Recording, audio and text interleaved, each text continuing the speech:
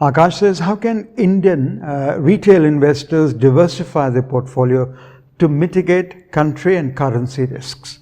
You have interesting options. You have international funds available here. So the way it works is you buy exactly the way you buy a domestic mutual fund, but those funds invest abroad. There are 2-3 formats in which you can have it. One is a fund which is largely a domestic fund but invests a part of its money abroad. So it has been able to de-risk yourself a part of it, 15, 20, 25%. So, Parag Parekh or, Franklin Templeton's equity income fund, they invest a part of the money abroad.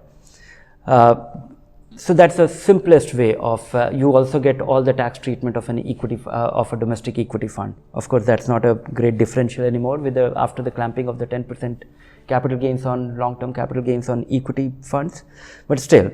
Then you have other options in terms of a fund which is sold in India, invests abroad completely. So you have US Equity Opportunity Fund and many other things.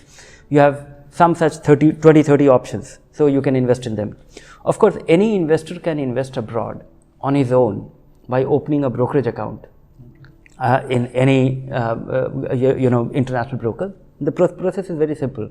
Open an account, and a single account should be operating that, and you can invest up to $200,000 annually, which is quite a sizable investment for an allocation or entitled or facility to invest in a year. But that could be complex. You'll have to choose your investment, and you can buy any asset. You can buy a house or a fund, real estate fund, or any such thing which will be getting you income or anything. Yes, you are able to de-risk yourself from, we have our jobs here, we have our investments here, so why not diversify? So that case is very strong. That apart, I find that some of the US domiciled funds or the US targeted funds, they have proved to be very interesting, despite, one is that the kind of company that you get there, the kind of businesses you are able to invest. You don't innovation-driven technology businesses, which are global businesses global in nature. The whole world is their market. We are used to Googles and Amazons and everything, but we don't have them as shareholders.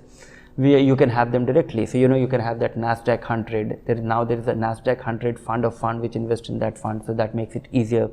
You have the US Opportunity Fund. So, and I look at these US domiciled fund as they look like they are investing in US companies.